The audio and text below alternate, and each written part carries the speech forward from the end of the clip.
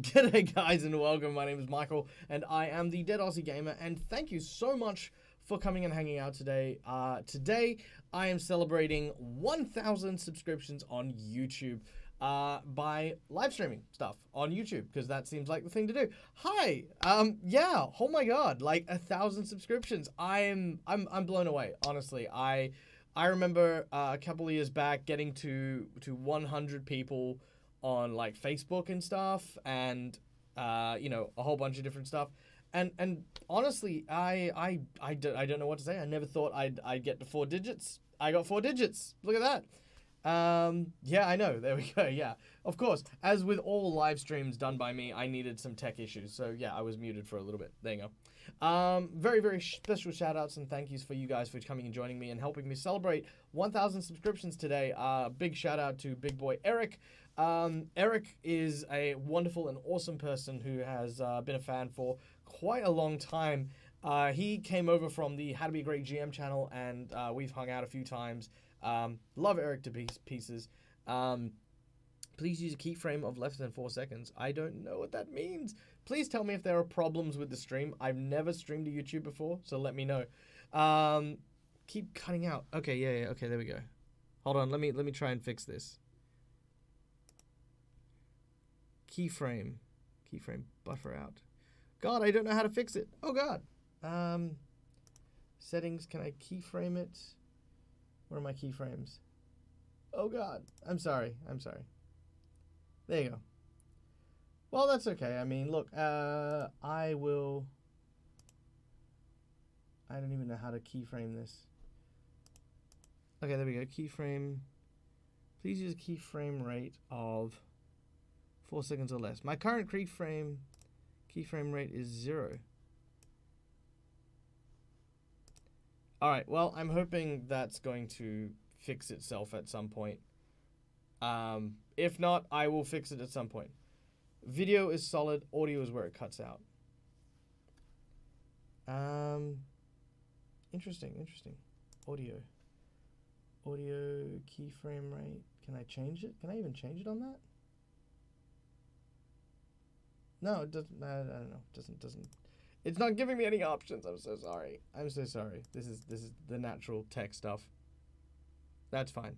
You know what? I'm just gonna very quickly try this. If I die, avenge my family.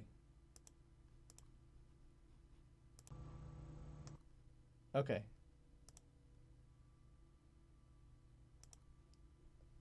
Keyframe rate. No, volume, that track. Yeah, that's fine.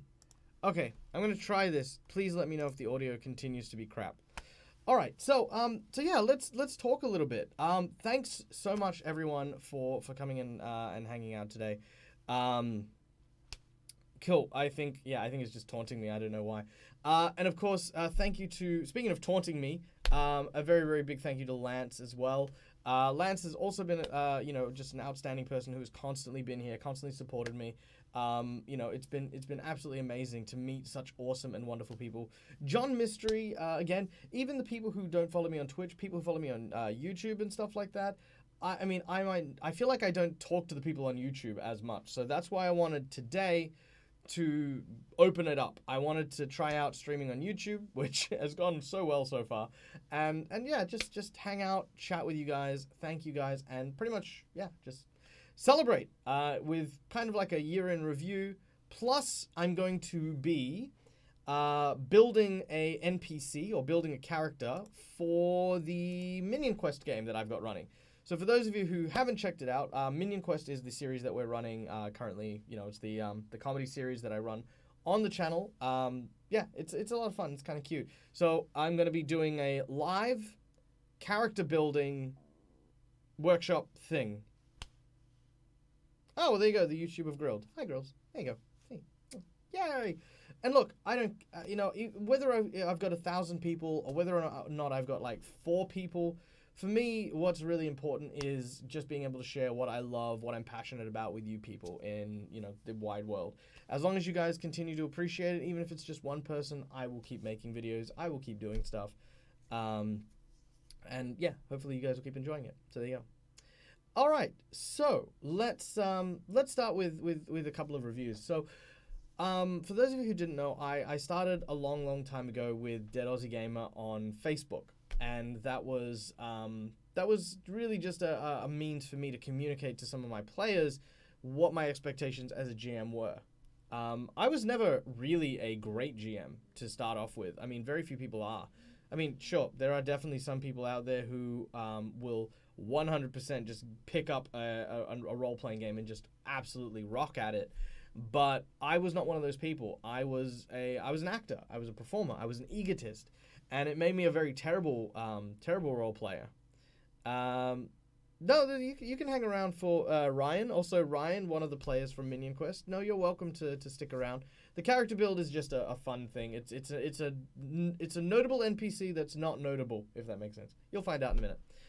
Anyway, yes. So I learned almost everything I know about role playing from my partner, who taught me not only how to enjoy non-virtual games, but also taught me how to calm down, to not make myself the center of attention at all points in time, unless I'm a player. And since then, I've just constantly like just practiced and honed my skills to where I am now. Um, it's really weird because a lot of people think like, oh, Michael, you role play so well. Yeah, I know, ha ha ha. Michael, you role play so well. Of course you're just really good at this. And I was like, well, the thing is I'm not really good at this because I was good at it. I'm really good at it because I have had the fortunate circumstances so that I've played so many games. I have failed more times than some people will ever try, and that's where all my skill comes from. It's why my Twitch channel, my YouTube channel, it's all so rough and so genuine because I mean, I'm gonna pretend I don't know what I'm doing. I don't know what I'm doing. 1,000 subs, no clue how it has happened. Thank you, Pokanora. I like that. That's cool. I was trying to say it right, but so yeah, no idea. But nonetheless, one philosophy I learned from the whole thing was that you can never fail enough. You can never get to that point where you have gone, I have failed enough in my life. I don't need to fail ever again, so I won't. Because that's the point where you stop learning and you stop growing and doing that. So yeah, trying is, as Grills is saying, absolutely the most important part of any good role player. So yeah, picking yourself back up. So yeah, that's where I originally started from. It wasn't a great place, but it was where I was at. Then around the time that I was looking for work, because I worked at a laboratory. I was actually a geotechnician. So I used to do boring stuff with dirt. That was basically it. And I was actually a lot more muscular, way more muscular. And work was coming to an end. Like they basically said, there's not enough work coming in. We might have to let people go, blah, blah, blah, blah, blah. So I fell back on the one skill that I had, which, obviously acting wasn't working out for me. So I went to role playing and I said, hey, went to my local youth center and I said, do you guys want me to run role playing games? And they had no idea. It's like they'd never heard or conceptualized the idea of role playing games at all. So I sat there and I explained to them video games and role playing games and stuff like that. And eventually they basically just said, hey, look, if we pay you, can you go away? And I said, yes, I can. And I did. I went away, I made a program, and I started running games for kids, and that's where that all came about. It was kind of like that scene from Finding Nemo where the little turtle is trying to tell them how to get off the current, and it's like, you're so cute, but we have no idea what you're saying. That's literally 90% of my job is people looking at me and saying that. So yeah, that was in a nutshell what led me to the fortunate circumstances of being able to roleplay so often. Because of this job, I roleplay 4 or 5 times a week and constantly challenging myself with not only very young players, but also very smart and challenging players as well. So I've learned quite a few things from failing a bunch of those times. To fail is only a first attempt in learning. Absolutely. I agree with that. Wholeheartedly agree. Pokes dirt for science. Yes, pokes dirt for science. Actually, it involved lifting and dropping a 10-kilo weight 3,000 times a day. It was menial labor and very, very mind-numbing. So yeah, that was what I used to do. Um, but yeah, now that time has passed and you know I am now I think on my fifth year. Oh God, yeah, on my fifth year going into this the work at the youth center, stuff online and role playing. I've got to say I don't regret any aspect of my journey. I've definitely had my struggles. I've definitely met the worst players. I've definitely met the best players. Worst GMs, best GMs, and I've met people who have argued every single topic you could think of, and heard every single type of answer you could give for them. You know, and I'm still learning new stuff. So I'm very grateful for the opportunity that I've had and the opportunity that you guys give me by supporting my channel, by coming and checking me out. I mean, look, my channel only has 1,000 subs. That's fine. You guys check me out from other shows which have way more subs, and I love that. You know, I'm not so like, oh yes, don't come check my channel. My channel's all this. You know, I'm like I said, when you subscribe to my channel, you get me. That's all you get. I know it's a little disappointing. I'm sorry. Anyway, but if you go and check me out on other channels, that makes me feel good as well because I love how many people will like come up in front of me and say, hey, we love what you do and we enjoy what you're putting up forward. And for me, the 1,000 people is not a representation of how many people who have seen me or how many people who have, kind of come across my content. It's 1,000 people who have, sort of wanted to invest something in me, who believe in me. And that for me is very special. And I want to thank each and every one of you guys, every single 1,000 people who have subscribed to my channel. Thank you for your support because it really does help keep me driven to move forward and keep doing stuff. So yeah. Yay. Okay, let's do some fun things. Let's do some celebrating things. So as many of you guys know, I am a character-based role player and game master. That's been my shtick since day one. I'm good at narrative, I'm good at mechanics, but for me, my piece de resistance comes from embodying characters and bringing them to life. So today, live with you guys, I'm going to be making and creating 2 character designs and character personalities based on a couple of artworks that I'm going to be using in Minion Quest. And that is, of course, the Bandits. Now, the Bandits are a pair of NPCs that I have been playing around with, so these guys here, that I'm going to be throwing into the game. Now, as many of you know, Minion Quest is a comedy series. So while these guys are bandits, right, they are basically harmless. They are, I mean, sure, they're bandits, they have weapons, they have swords and stuff like that, right? I really want them more as like a comedy duo. That was literally the goal for these guys. So that's what we're going to be building today. We're going to be making some notes, we're going to be developing the characters, and you guys are going to get to see exactly the step-by-step process that I use when I try to embody a character for a professional show. So we got some good ideas. We got some things there. There you go. So there's the art. Yeah, you guys have seen it. All right. So here are here's the ideas behind the Bandits. Now, they come from the town of Robbinswood, and they formerly used to either work for members of the town, or they used to formerly be a part of it, but found it was much easier to spend the days lazing about in the sun and robbing people on the streets. This, however, was not sustainable, so people more give to these bandits as donations, rather than, like them actually being robbed. So they'll like say, oh, okay, we should probably go feed this person, and so they grab like a sausage lunch or something, and they'll go out, and the bandits will be like, ha, give us what you got. And then they get sandwiches for lunch, and that's just someone who's bringing them sandwiches. It's not a real mugging, as it were. You know what I mean? They're trying to be real muggers. They're trying very, very hard to be taken seriously. But because they're trying so hard, it's very quaint. That's the goal with these guys. Hello, Laura. Hi, Laura. So yeah, that's the goal. That's where I'm going with. So the first thing I always look at is, and weirdly enough, is I find artwork. I look for artwork that helps me, I suppose, embody or feel what these guys are going to be like. So if I look at these 2 guys, there are a couple of things that go on through my head. The first is that this guy's in charge. Why is this guy in charge? I don't know. It's because he's got a red bandana. Maybe that's it. Maybe because he's got big mutton chops.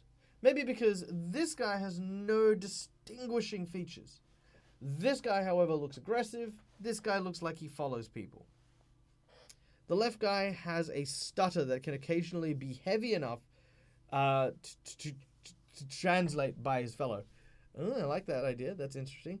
Yes, the Viva La Dirt robbers, the muggers. That was one of the inspirations for this particular duo. Also, hi, Ezio. Nice to see you. Nice to see you. Thank you for coming in and hanging out. All right. So let me get some paper. Let me get some paper. There we go. All right. So Bandit Green and Bandit Red. So Bandit Green, you're saying might have a stutter. That's an interesting one. I like that one. Because he's in charge, he believes he's in charge. Oh, okay. Okay, all right. So he's in charge because he believes so. Ah, God damn it. Sorry, my keyboard is not behaving. Okay, good. All right. So the guy in the red definitely thinks he's in charge. The guy on the right, the green guy, kind of is a bit more of a patsy, as it were. Now, I kind of like these two ideas. It kind of builds a good dynamic here. So, my next step after I look at these guys and judge them purely based on physicality, right? Now, keeping in mind, this level is purely physical. I don't look at accents yet. I don't look at, kind of temperaments or anything. The next thing I look at is a name. Now, the reason why I look at names is because names have such prominence when it comes to voices and accents. If I call this guy Jean-Philippe, and then I end up sounding like, oh, blotja maggot, yeah, you're right, don't worry about me, I'm not the one. This don't sound like a Jean-Philippe, not at all. In fact, I can barely even say Jean-Philippe with a Scottish accent, or with whatever accent this is. Probably Welsh, I don't know. I'm not English, leave me alone. Anyway, so yeah, there you go. Hey, Through the Breach video was great. Thanks, dude. I'm really glad you enjoyed it.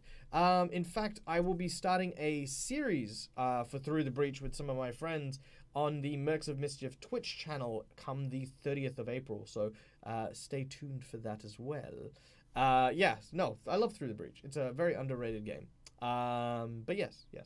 So, names. I need to name these two guys. Right now, I'm going to call them Green and Red. So, Green and Red, let's come up with some names. What names do we like for Green and Red? I think Red. What does Red look like? Does he look like a big, thick toughie? You know? All these heart make me think that that one secretly loves the other. Oh, yeah, they do. Look at that. Bromance.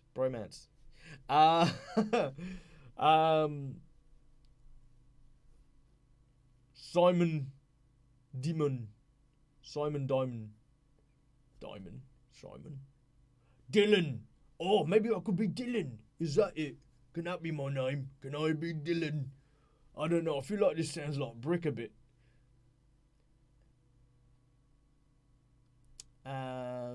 Dirk.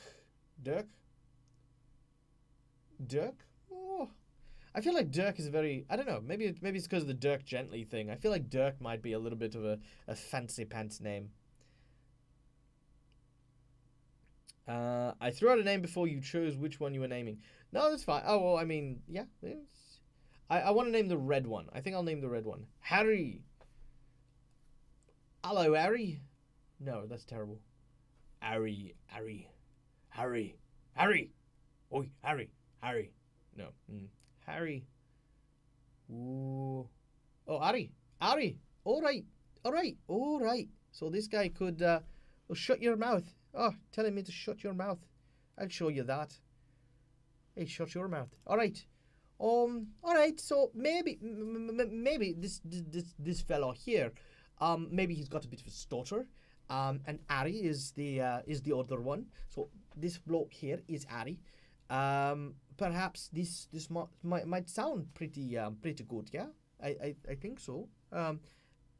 Does this sound like a good accent for the green fella? The green fella. Green fella. Matthias. Should I be a Matthias? Do you reckon that should be a Matthias? And that should be a Ari. Ari and Matthias. Ari. I definitely like that. I definitely like that voice. So he's going to be a Ari. Ari. Ari. I love that. It was Brick's voice. Yeah, it was really Brick's voice. Alright.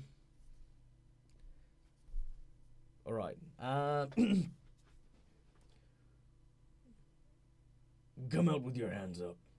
That's right. None of your funny business. I've had it up to here with you. My name is Harry. My name is Harry. My name is Harry. Dirty Harry. Oh, Addy. No, Harry. No, Addy. No, it's Harry. My name is Harry. Oh yeah, no, Addy. I get it. I'm go to it, right, boss. You're definitely Addy. Maybe that. Addy. I definitely like him. I just need his voice. Okay, so what should the green guy be named? So Harry's definitely stacked. Donovan. Donovan. Oh yes, no, my name is Donovan. Oh, what's a good West Country name? What's a good West Country name? Is there like a Welsh name, or let's see what we can find. Let's see what we can find. Welsh names.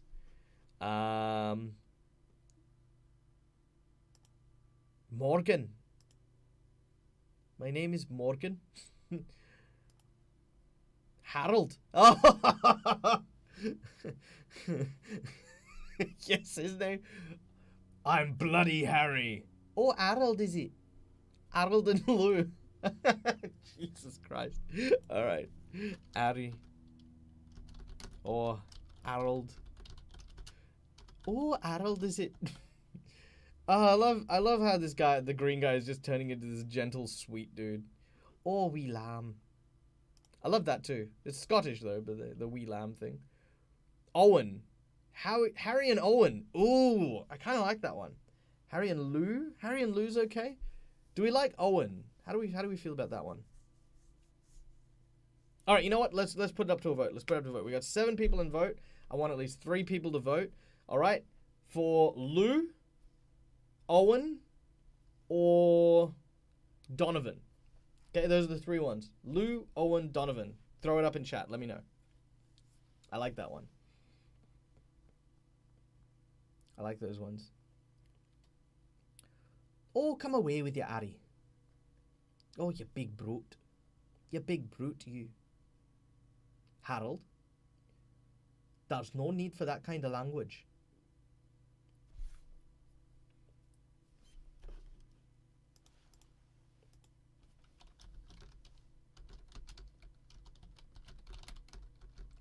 Donovan. Okay, we got a Donovan.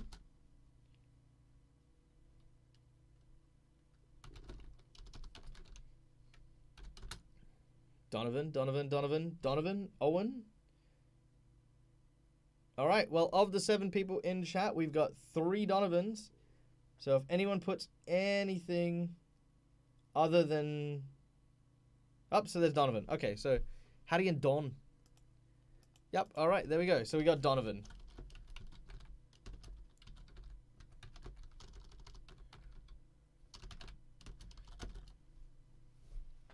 All right. Oh, Donny. Oh, Donny boy, the pipes. No.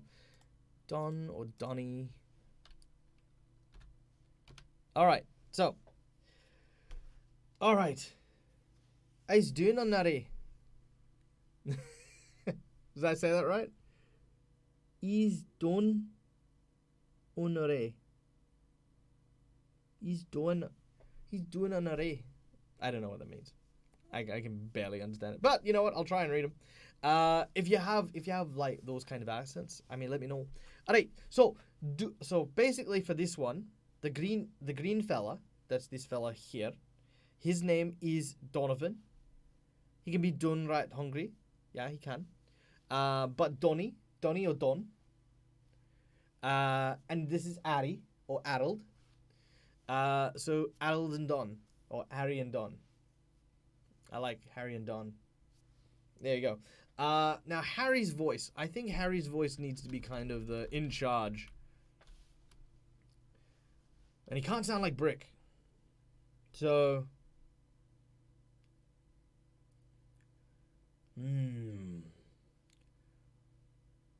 Donny, do you think that perhaps we maybes are a little bit silly? Oh, what do you mean, Harry? Well, you see, we spend most of our time here on the edges of the farmlands. Oh, aye. And, we don't really make that much money. Oh, no, but it's not about the money. I mean, think about the fresh air. Think about, old Sally came by the other day with a cupcake. Wasn't that lovely? Yeah, but we're not here for cupcakes. We're not here for cupcakes. We're here for gold. Can he sound like Clint Eastwood? I mean, a little bit. I mean, I could always try for Christopher Walken, but I don't think that's gonna work too well. Ugh, I can't do that one. That's a tricky one. Clint Eastwood. Dirty Harry. Now you gotta ask me one question. Did you fire 6 bullets? Or 7 from your crossbow? Well, I guess the question you're asking yourself now then is, do you feel lucky? Well, do you? Punk? No, maybe. I don't know. I can do the squint, maybe. I think everyone can do the squint. Yeah. Alright, Dirty Harry. I don't know. I don't like the gruffness, you know what I mean? I definitely like... I'm nailed Donovan. Donovan's set. Happy as a clam with Donovan. He's an all West Country man. The other guy...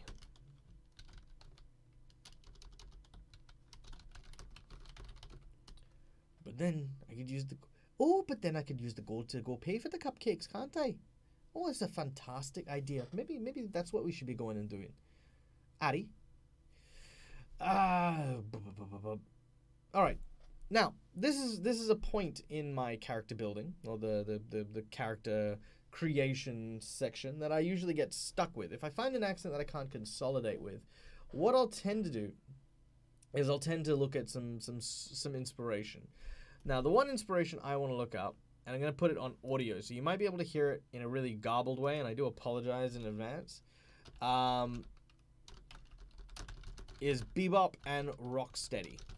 Now, Bebop and Rocksteady, for me, are the quintessential hench people, right?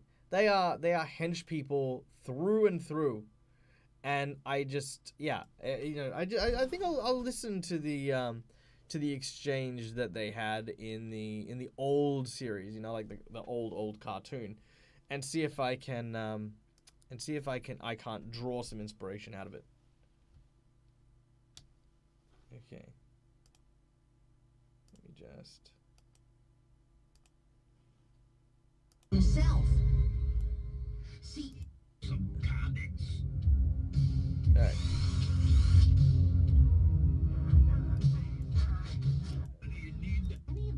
Alright, fast forwarding. Skip. Calm down.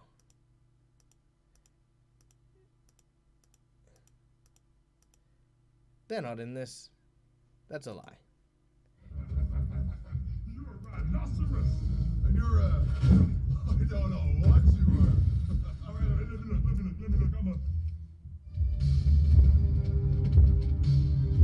I wish I'd brought some comics.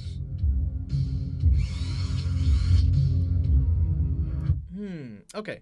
So the old school Bebop and Rocksteady. Yeah, it's very echoey. I do apologize.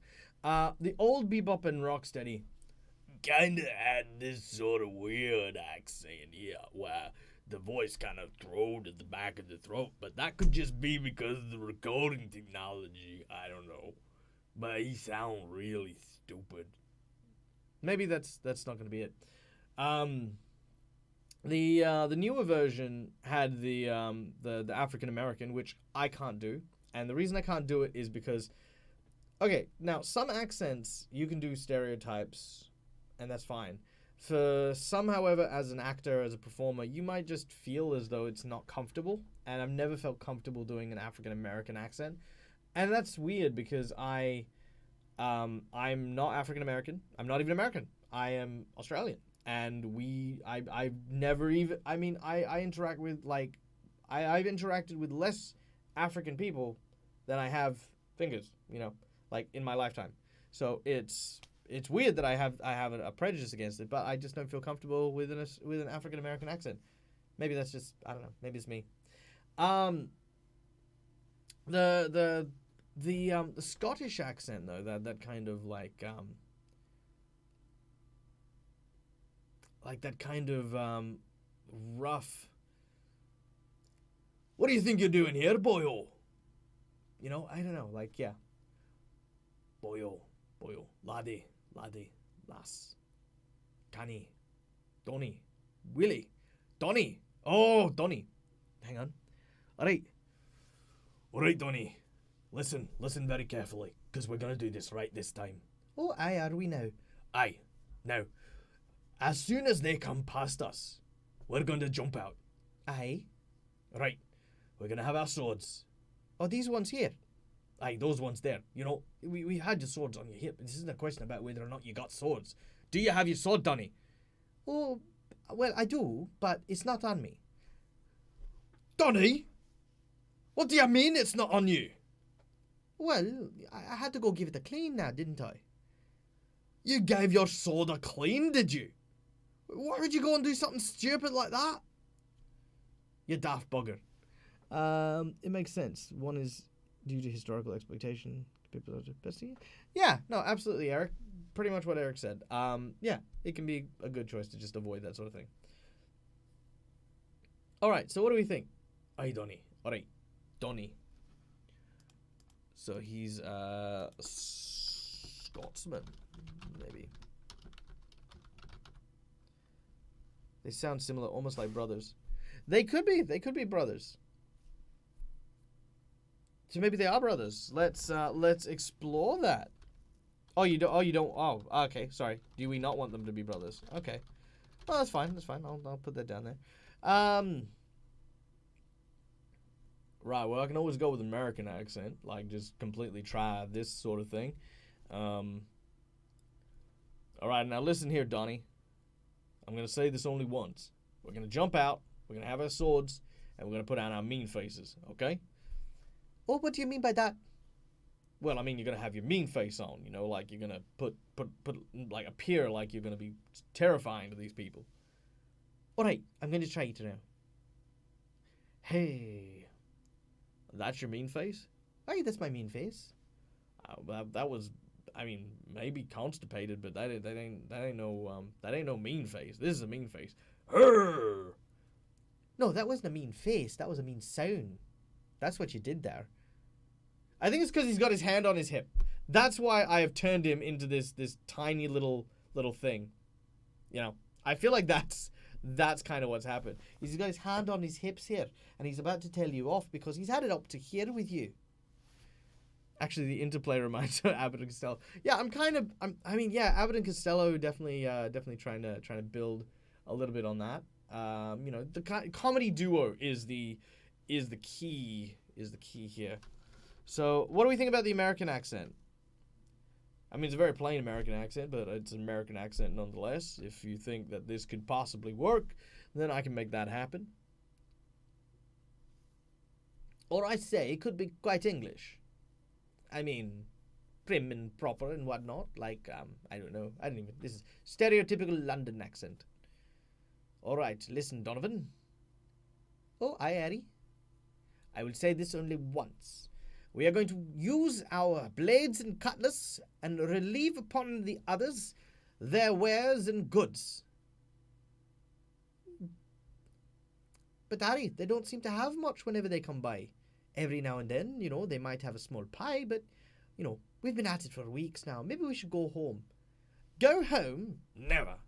By Jove, I will find my glory one day. You know, I don't know. Donovan's the actual smarter one. I think Donovan could be the smarter one. Like, I mean, the thing is that Harry's kind of bought into the bandits thing. You know what? Maybe he doesn't need an accent. Maybe it could just be, all right, listen, Donnie. I've had it really rough these last few years, okay? I've had it absolutely and utterly stuffed. And it is now high time that we take exactly what we need from each other. Oh, well said, lad. I think we're well on our way, aren't we?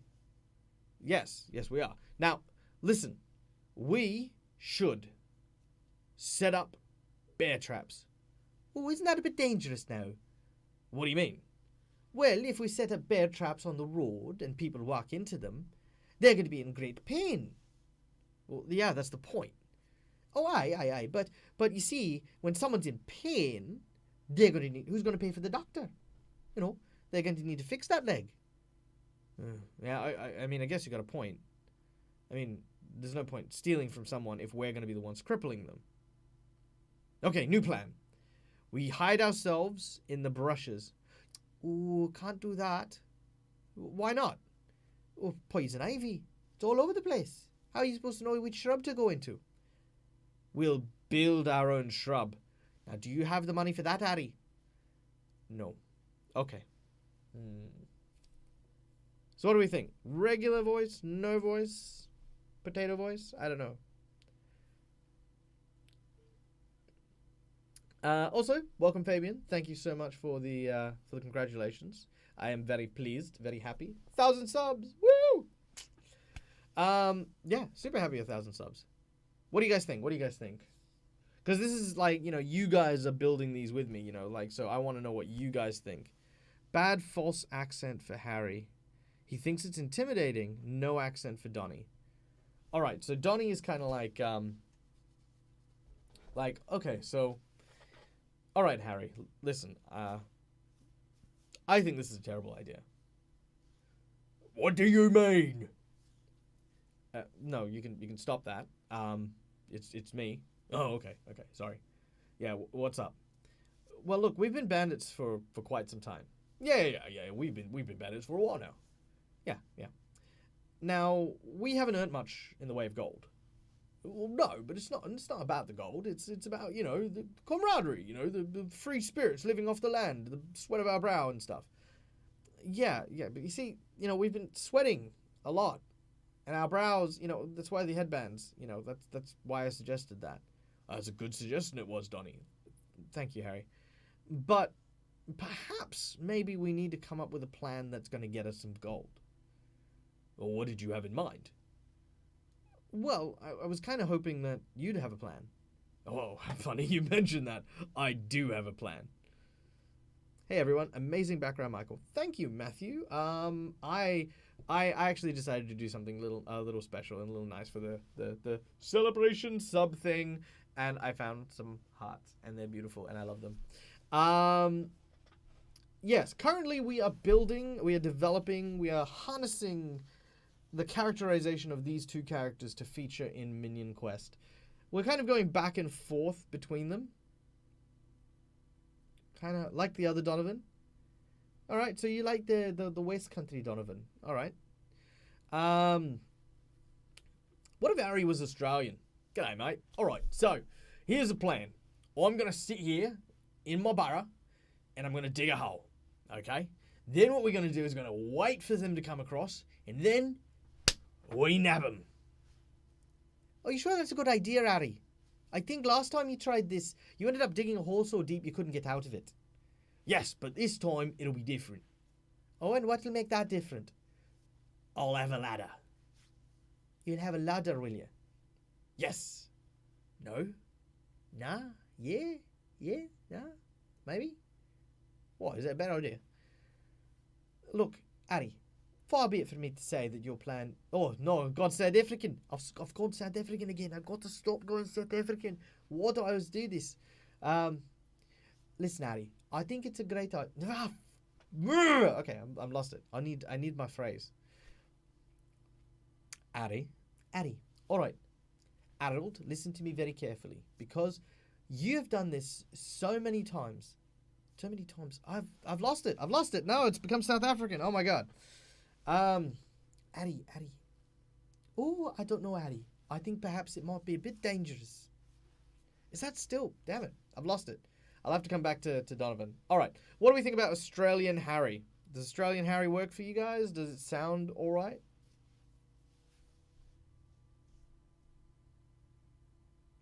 Australian Harry.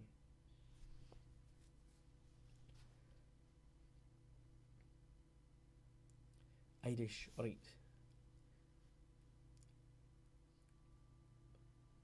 I spent too much time learning how to be Irish. Alright, there we go. Now, Ari, do you believe that you think that this is a good plan? That you should be going and burying yourself in a hole just before you have a whole bunch of people show up? I mean, if more than one person shows up and they fall into the hole, what's going to happen to you then? Well, I will mug them. Yeah, that's it, right?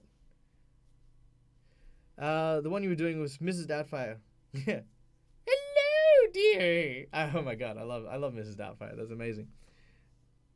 He sounded all right like that. Difference between the two was nice. Okay, so Harry's gonna be Aussie, and the bandit's going to be like a Mrs. Doubtfire-ish Irish Welsh thing. Perhaps if you thicken the Australian accent to the point where subtitles will be required. You know what? The problem with that is that I'd have to subtitle them while running the game, or at least poor Eddie would have to subtitle them, and I'm not going to do that to poor Eddie. He's not going to subtitle me. Although, that does bring a point. What if he doesn't speak? What if he sort of... Oh, no,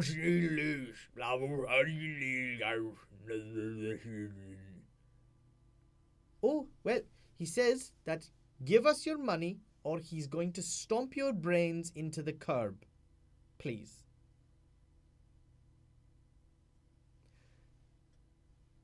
Natural Australian is good, and the sing-song whatever nationality is good. Yes, yeah. And the live stream and subtitles don't mix. No, they do not. They can sometimes. I've seen definitely the CC. You know what? Actually, you know what? Fun fact. Let's put a pin in character building. I was watching a few streams, and I'm gonna find their names for you because I want to give them a shout out because, you know, they were really cool and I was very impressed with them. So there was 2 streams that stood up in my brain. The first was scanning.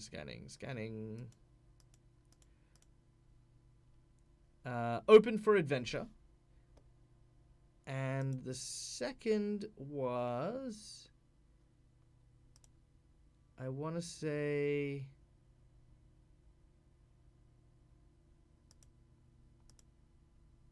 I don't remember the last one. But I do know Open for Adventure, for example, have started were doing, I don't know how long they were doing it for, did their streams with text, like voice to text running underneath the characters at all times. I thought that was really cool. I subbed to them straight away and started talking about them because I was very impressed. I think for me, my big mission for the whole live stream thing is I want to make RPGs accessible to as many people as I can. I want people to love this game, to chat about the game, to do stuff. So seeing that it was, in text like that, I was like, that's fantastic. That's so brilliant. I love that. And if I could figure out how to do that properly on my stuff, I would absolutely do that. Feel like he needs to actually talk and be comprehensive. Fair enough. Yeah. No, look, there's a mix of things. Like the whole I am Groot thing is a very popular notion where people do not understand the I am Groot element of a character and somebody else translates for them.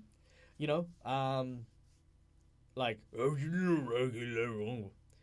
I know, but what would we do with that much mayonnaise? It's fun and it's entertaining. It's it's a double-edged sword though, because some people enjoy it, some people don't. Good evening, Kane. Kane, also another person who has been a fan from over on our great GM's channel. So thank you for coming and hanging out. We are celebrating 1,000 subs by building and characterizing these two guys. Now, I want to point out to my audience as well.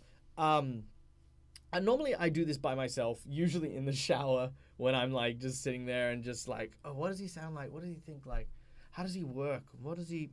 Okay, yeah. So that's kind of I don't know. This is new for me as well. So there you go. Need a big enough delay and a quick enough typer to make subtitles work. I think they used a program. I want to say that they used a program because they were doing it simultaneously on several different screens. So I mean, maybe not. I mean, we'll see. All right. I think at this point we'll keep the Australian and we'll keep the weird West Country Englishman, and we'll move on to story. So the next bit is we want to look at our story from 3 different angles. The first angle is, what is your connection to the world? Why is this NPC in the world? What is the NPC's purpose? Why have I even created them, let alone put them into my campaign? The second thing is, what relationships do they have? What relationships do they have with each other? What relationship will they have with the PCs? And 3, what is my goal as a GM with these NPC? So these are the 3, I have 3 questions that I ask my players when they design character backstories. These are my 3 questions I ask myself when I am designing NPCs. That's literally it. So connection to the world means that if my players interact with them, there is a piece of the world inside them, and they can find out a little bit more about the lore, a little bit more about something that's happening. The relationship between themselves and the PCs is very important. Allies, friends, foes, etc. I use the Fantastic Four theory in order to try and build all my relationships. For those of you who don't know the Fantastic Four theory, if we look at the Fantastic Four, almost every interpersonal relationship, it happens in this group of 4 people. Human Torch, The Thing, Mr. Fantastic, and Sue Storm, right? Human Torch to Mr. Fantastic is like a student. Human Torch to to Sue Storm is a sibling. To Ben Grimm, The Thing, the Human Torch is a rival. Husband and wife versus college roommates, bully and protector and bullied victim. And then the wife has Sue and Thing have kind of like a mother relationship, like one where there's like that emotional support as well. So you've got all the different types of relationships in the Fantastic Four, and I like to lean on where that goes. So I like the idea of maybe the Mr. Fantastic Thing kind of bromance, which John was mentioning earlier on. That's a really cool one. Kane says, indeed, I believe the first series I saw you in was in Ghosts of Saltmarsh. I saw a few of the other series you were in and decided to sub in the end. Thank you so much. That's awesome. I am going to be releasing more content, and I know I'm saying this kind of like half-ish because obviously with so much stuff going on, I'm trying to nail down a whole bunch of different schedule problems. Once I do so, I'm going to be releasing a lot more live plays, a lot more performance tutorials and stuff like that, not only on YouTube but on my Patreon as well. So yeah. But thank you for coming and checking that out. I really enjoyed Ghosts of Saltmarsh. It was a lot of fun, and it's actually what helped me refine what we're doing now. Bad. All right, so going back to building Harry and Donovan. Now, Harry and Donovan are 2 bandits who live and reside in the forests around Robbinswood, which is the town that our group is currently in. Their connection to the world. What is these guys? How are these guys connected to the world? So, how are they connected to Robbinswood? Where can we find them? I think we just always find them on the path. You know how those people, like it's almost like every time you follow a path, they happen to be down it, or they happen to be following it. I think this needs to be like the Team Rocket logic. Wherever they go, these two bandits are trying their luck, on a different scheme. So in Robbinswood, why are they bandits and not just townsfolk? Let's throw out some ideas. Why are these guys bandits? Guys, a pretty good influence. Hopefully my channel gains a bunch more momentum. Thanks for that. Yeah, no, like I said as well, for me, having a small channel is not a problem. I enjoy running my own stuff, of course, but, you know, I also enjoy going onto other people's channels and having fun with them because, you know, until my channel gets big, trying to convince those people to come over here is a little bit, you know, kind of, you know, I feel bad. I don't, you know. And so me going over there is way easier, and I enjoy that. Team Rocket Logic. I can't believe that's actually a thing. Are they meant to be comic relief? Yes, 100%, Fabian. They are supposed to be comic relief. In a comedy series, I wouldn't call it comic relief, but just more comedy. More comedy. Also because we do have some pretty dramatic moments coming up in the series. Not spoiling anything. That's one of the reasons why I wanted to specifically look at introducing these guys to help kind of cut through some of the tension that I'm expecting later on in the game. All right, connection to the world. Robbinswood. I think these guys.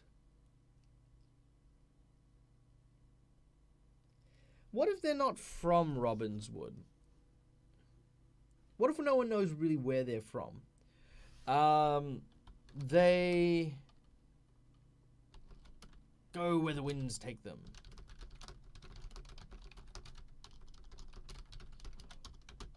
Or where? Or they haven't been kicked out. So what if they go from town to town because they keep getting kicked out of places? Like they get kicked out of pubs. You know, you might walk into a town, you might see Harry getting thrown out of somewhere. Harry's a screw up, can't keep work. Donnie goes with him to keep him out of trouble. I like that. I like that. Harry is a screw up because he keeps scheming, but his plans always backfire.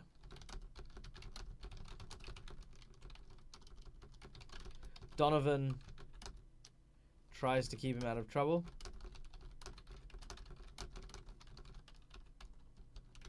but acts the part to be Harry's friend. Oh, sorry. Give me 2 seconds. I just have a call. Hey, dude. Can I call you back in like half an hour? Sweet. All right. Talk to you soon. Bye. All right. Yes, I will need to go in half an hour because that was the guy that needs to fix my computer. Yay. Okay. So, does Donovan build in the backfire plans to keep him from going really bad? I don't think so. I mean, the element of sabotage might be a step too far in their relationship. I think having just a series of mistakes, you know, kind of petering together, you know, like it's just a comedy of errors, like just stuff that the worst things always happen to this guy. And that's what kind of leads him to it.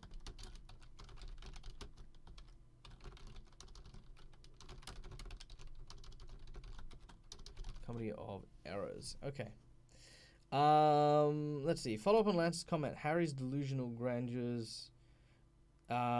Schemes beyond his means. Yeah, absolutely. Absolutely. Schemes beyond his means.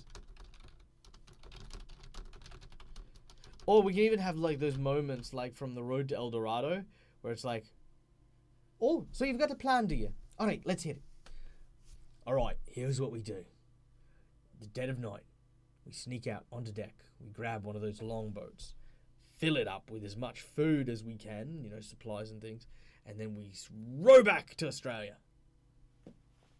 All right, I love the plan. It's a fantastic plan. So how do we get on deck? All right. The middle of the night, we climb up onto deck, get one of those longboats. You know, we could do that kind of thing. I think that's kind of cool. One of them is Dummer is actually a prince but doesn't know it. The other has been sent by the father to protect him and keep him alive, but keep him away from home. Oh, interesting. So here's an interesting question. Okay, so I recently rewatched Big Hero 6.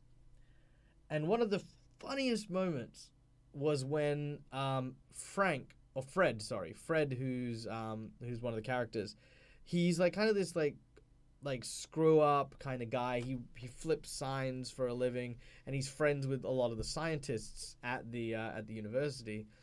And it turns out that he's actually fabulously wealthy, and he lives in like a mansion and stuff like that. I think it could definitely be. Good, thought you walked in a one-man show. It is a one-man show. We've actually been doing that, back and forth. Also, hello Cameron, welcome to the stream.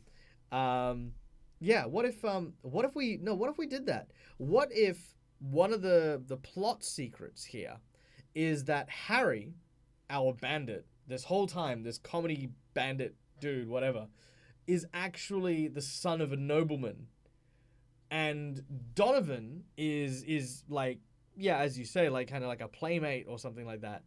And yeah, like he always has free food and stuff like that, and Donovan keeps getting given like checks by the family to make sure that he's fed and has hotel and accommodation. But Harry's never asked where the money's come from, even though they suck at as bandits, have never earned any money. Donovan is happy to kind of look after things because Harry's family is supporting them. What do you guys think? I mean, is that a good idea? Is that something, guys, that you guys think might be really funny if these two klutzy bandits actually had one of them being a noble person or someone of repute? Oh, thank you so much, Cameron. Yeah, I'm over the moon about the subs, and I cannot wait to celebrate the next milestone. I don't even know what that is. I think it's 5K. 5K is like the next one. But yeah. You like it? You like it? All right. So it is written, so it shall be. Harry. All right. So should Harry be a lord or should he be royalty? Should he come from wealthy merchants? What is the hierarchy status of Harry's lineage?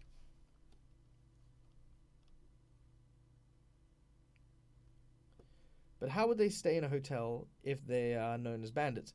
Well, the thing is that they're not known as bandits. They're unsuccessful bandits. They don't rob anyone. They try to, but they constantly fail.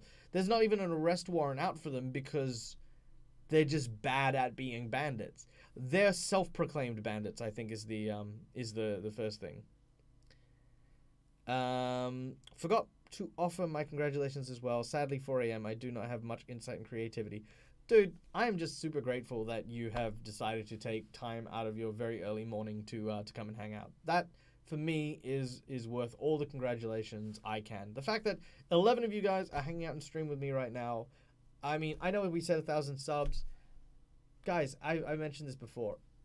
As long as there's one person who's here and who enjoys what I do, one person for me is worth 1,000, if not 1,000,000. So I'm super happy to be doing this with you guys. Heir to a merchant empire. I like that one. That's an heir to a merchant empire. Any other suggestions?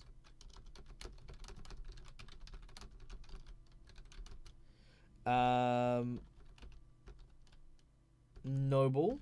What if we got the merchant empire thing right, but it was based off something incredibly simple, right? What if we found something like, okay, I'm not going to use this, but what if it was something so simple like, you know how when you get potions of cure light wounds, right? Potions of cure light wounds come in bottles. But what if there was a special means of creating tempered glass so that it could contain magic? Because who said that the glass used for cure light wounds potions, or any potions in fact, were made of regular glass? What if it's a mundane item that no one gives a damn about because it doesn't really do anything but hold potions, right? What if his family created magically tempered glass to use for potions? Any potion bottle that they ever come across with, anything like that, his family were the ones who invented magic containment potion bottles. What if that was it? It was something so tiny, so mundane, but it's everywhere. It's absolutely everywhere. And then you say, wait, what do you mean? Like, yeah, they invented it. They get royalties from every manufacturer in the world who creates potion bottles. And we live in a world of fantasy where every kingdom has billions of potion bottles. So of course he's got a fabulous amount of wealth. What do you think of that? Something like maybe not necessarily potion bottles, but something that exists in role-playing games that is, holding patents for potion bottles basically, or something else really, really tiny and small. Enchanted glass. Don't suppose you've heard of the concept known as flexible glass before? Flexiglass? Have heard of flexiglass. Or we call it flexiglass. I don't know if that's what it's called there.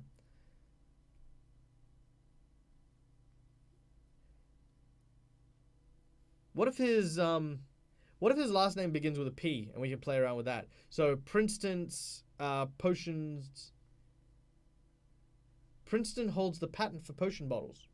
Maybe. Double down on the Viva La Dirt League and you have a family making a living of spill-proof edible potion bottles. Oh, I don't know. I mean, spill-proof edible potion bottles. What? Okay, you know what? No, that's it. That's it. We're going to this. So he is now heir to potion bottle empire. Father created the magic glass tempering technique used in all potion bottles. He is developing a bottle, an edible bottle. So the bottles can be recycled as a consumable. However, the problem with that is that, obviously you need so much liquid to drink it, right? That they can't reduce the size of the bottle. So that's what they actually need to do. They need to reduce the size of the bottle. Potion Jello. Yeah, no. So my partner's been watching like Epic NPC Man like non-stop. So there we go. All right, so here we go. So this is our story for our bandits. What is their connection to the world? Our two characters are bandits. One of which, whose name is Harry, comes from a wealthy, empire of potion bottle tycoons. His father created the magical glass tempering technique used in all potion bottles across the globe and is currently developing an edible version of the bottles to be consumed. His family is among the wealthiest in the world. He, however, why did he leave this life? He wished to leave his father's shadow and tried to make his own living, but continued to fail at things. Hence, he turned to banditry.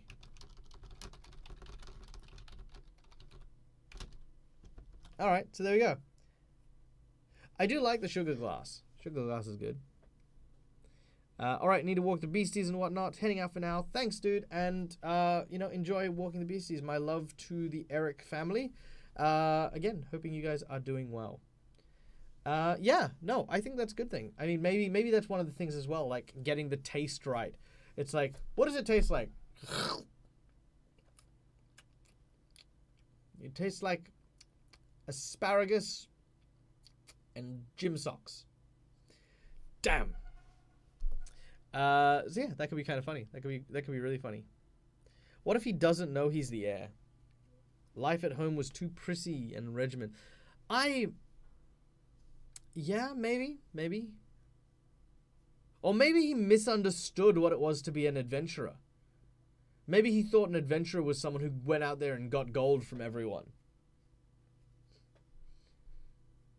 A stoner invention. Yeah, it does a bit, doesn't it? But that could explain why why his schemes are so cockamamie, because his dad is basically the Willy Wonka of like potion bottles. That could be kind of weird and kind of fun. All right.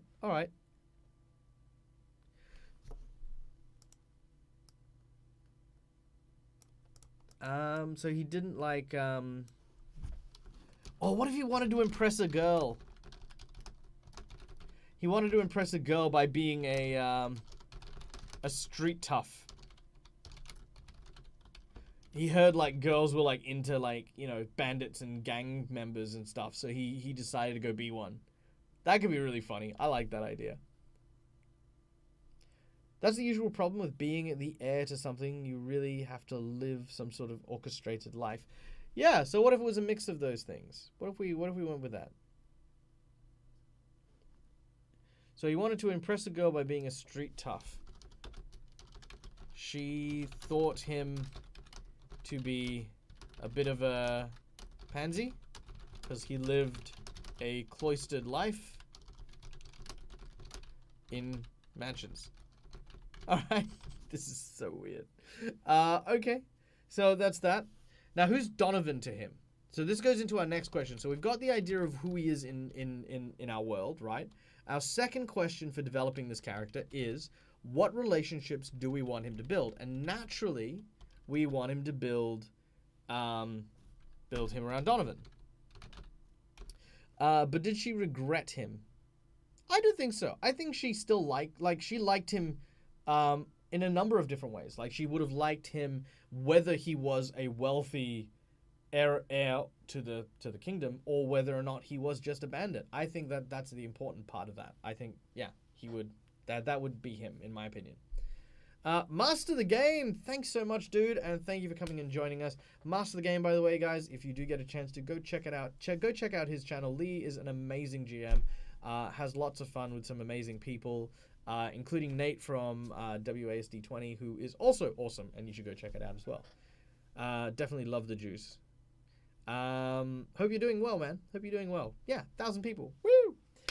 In the meantime, to celebrate my 1,000 people, we are building characters and then characterizing them.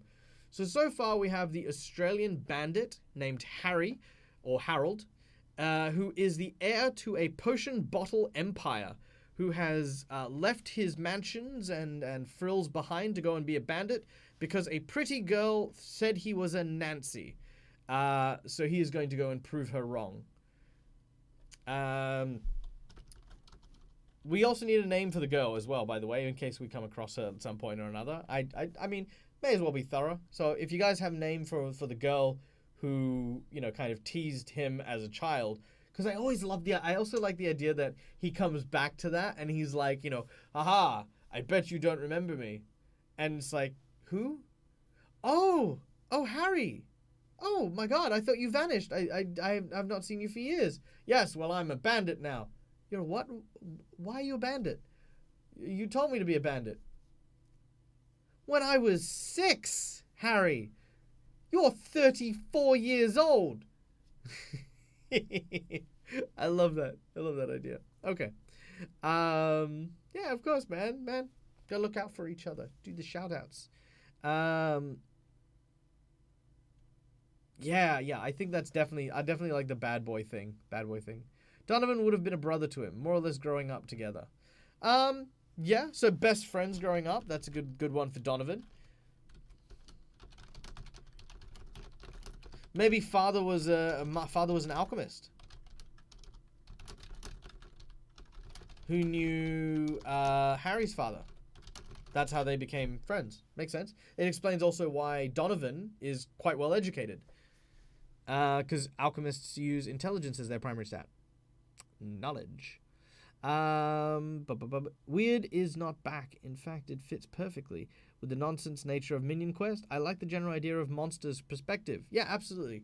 Again, just to kind of recap a little bit, these two bandits are going into my D&D 5th edition comedy series, Minion Quest, where the players are actually monsters who are, I guess, developing moralities. It's a really funny, it's a fun, weird, and entertaining series. And yeah, these two guys are going to be my I suppose comedy henchmen. So you know, my Bebop and Rocksteady, my Jesse and James, you know, these guys are going to be you know, these kind of minor annoyances for the group. Trixie. My mother's hated name. Trixie. I don't know, Trixie has very weird connotations in Australia, so I'm going to avoid Trixie. Girl's name. What should be the girl's name? Yes, we are trying to find the girl's name who convinced Harry to give up being the heir to a multi-billion gold empire and become a bandit. Oh damn, nearly missed this. Dozed right past the start. Hey man, what's up? GM Dave as well, man behind the screen. Go check out his stuff as well. Guys, and I'm gonna give this a shout out, just very, very tiny. He did an amazing spread on the X card. Definitely watch those episodes on his channel. You know, absolute gold material. Master the Game, highly recommend you especially go and have a look at that yourself as well. I thought he did an amazing job on that one. Or Jules. Or Juice. Yeah. Jules. Ooh, I like that. Jules is a great female name. Sorry, he sounded like Vaughn from Borderlands, where he was just a Hyperion lackey deciding to embrace the bandit life in his tidy whitey undies. He does have a little bit. Yeah. Yeah, Jules. Yeah. Yeah, I definitely like Jules. Jules is... no, that's it. Because for me, it's like... it's kind of got like that Romeo and Juliet kind of almost vibe, you know, like Jules being the thing, and him being Australian, right? You know, as Harry, Jules is like something as an Aussie would say very easily, very easy Aussie word to say. Jules, beautiful but thorns hurt. Oh, I love it. Lauren, maybe that's her last name, Jules Lauren. Yeah, I like that one. Who did I recommend you check out? The Master Game, your Master Game. The Man Behind the Screen. And go check out the X Card series. I think that's very relevant and very cool. And yeah, you should definitely check that out. Okay. So, we've got that. Just briefly touching on Donovan as well before I forget. Are we happy with Donovan being best friends with Harry growing up? Because, you know, father was a alchemist versus father was a potion bottle maker. They work together and they're both kind of rich. You know, obviously the potion bottles are more rich than the potion maker, you know, like, you know, what do you think? Does Jules have any siblings that didn't like Harry? I mean, maybe she did. I'm going to have Tyson. Tyson's always a dickhead name. If there's any Tysons in the audience, I'm sorry, but you've got a dickhead name. Tyson Lauren. Antagonist. Yeah, so an antagonist sibling. I like that idea. Let's see. Anyone aside from me familiar with the adversaries? It's a mind flayer legend myth. No, I'm very, very familiar with that. I am a very big fan of mind flayers. In fact, another plug, just because, I am very, very, very looking forward to Baldur's Gate 3 for no other reason than there are mind flayers. As my missus has pointed out, Michael, you will not play a mind flayer, and I'm like, I can hope for DLC. One day, maybe. Yeah. For some reason, Harry and Jules go together in a very amusing way. I think so too. I think that's a really nice one. Snorted at that. I don't know Tyson personally, and he sometimes can be. Yep. No, everyone knows. No, seriously. If you name your kid Tyson, you know what you did. Okay. So anyway, so we've got a good relationship. We got the relationship with Jules. We got the relationship with Donovan. Our last question, and this will be the last thing that we focus on. What is my goal? For these guys in my game? Now, this is one question I think a lot of GMs tend to overlook, just because, you know, if you want an NPC, 90% of the time it's like, we walk into the Ye Old Candlesmith. Aha! Here is Ye Old Candlesmith. Hello, I am Ye Old Candlesmith. You know, it's something you do on the fly. When you create an intentional NPC, it's important for you to understand the purpose of that NPC. Not only for your narrative, but for you as a GM. For me, I want to do two things here, and I know what these are already. The first thing is, in my episode of Minion Quest later on tonight, in 6 hours, by the way, 5 hours and 45 minutes, if you guys want to come and check that out, there are there is a very heavy dramatic scene coming up in the series. There is going to be an opportunity for them to meet these two bandits. And my goal is to get them from that point where they've dove down and things have gotten a little bit serious, a little bit dramatic, to then, add levity, to bring them back up, to bring them back to that comedy pacing. That is my narrative goal.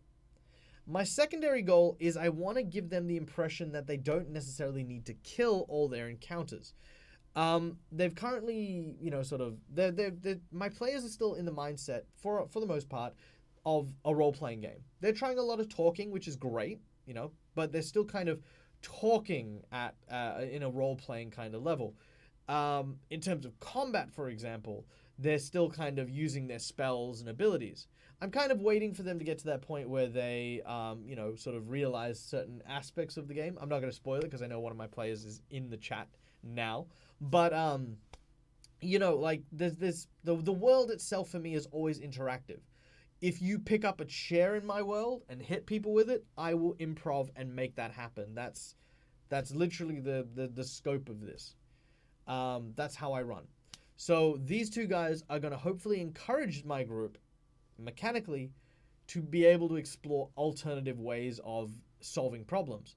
For example, the schemes. Harry is all about schemes. He's all about creating these elaborate traps and these cockamamie plans to try and loot people and gain money. And I know my players are smart enough and are funny enough that they would look at the opportunities of having him simply fall victim to his own misfortune, which then bleeds into the whole comedy of error thing that's supposed to happen with these guys. Donovan is going to surrender quite often. He's not here to protect Harry, but he's here because without him, Harry would be in a lot more trouble. So there you go. That's what I think it might turn out to be. Thank you so much for joining us, Juice. It was absolutely awesome to have you here. I will definitely see you around, and stay safe, my dude. All right. So with that, I think we have our two characters. Final thoughts for today. First of all, again, thank you guys for coming and hanging out for this chat sub thing. I'm not good at this sort of stuff. Like I said, I keep telling people all the time, I am, as much as I'd love to be a content creator, like, so many people I admire in the role-playing game industry, I'm a performer. I'm an entertainer. I am disguised as a content creator. So if I get given stuff, I can make stuff. Like if you guys tell me, hey, Michael, what do you think of this? I can make a video of that. But creating my own stuff is always tough. It's always been tough. So you guys in the audience, you people here in my chat, you people who come and hang out with me on Twitch, you guys inspire me to make videos, to make content, to play characters, to run games. 1,000 subs, dude. 1,000 subs is absolutely incredible. So thank you so much for coming and hanging out. I see many people going to bed. Good choice. I am probably going to go to bed myself. But thank you for coming and hanging out. And as always, guys, you can find me here. You can find me on Twitch as well, twitch.tv/DeadAussieGamer. And we shall hopefully see you around, and we will hopefully make a lot more live shows on YouTube as well, so stay tuned for that as well. Till next time, guys, as always, from me to you, with my very deepest and sincerest, game hard or die trying. Bye-bye!